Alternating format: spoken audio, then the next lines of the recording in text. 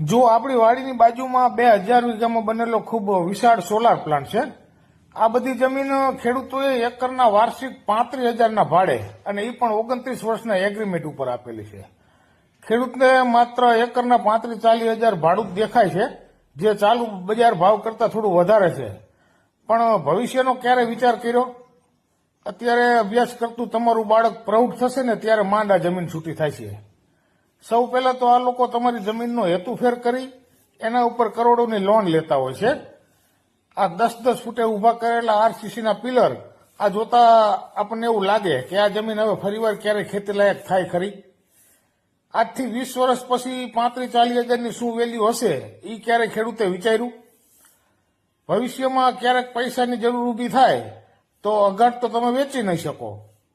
હાલમાં ઘટતા જતા રૂપિયાના મૂલ્ય પ્રમાણે 20 વર્ષ પછી 40,000ની વેલ્યુ માત્ર 3,000 જેટલી હશે. માટે જમીન આપવી જ હોય તો અઘાટ વેચો, અને એ પણ સારા ભાવથી વેચો, જેથી બીજી જગ્યાએ જમીન લેવી હોય તો લઈ શકાય. આવી મૂર્ખામી કરી અને આ ધન કુબેરોના ઢગલામાં ધન નાખવાનો કોઈ મતલબ નથી.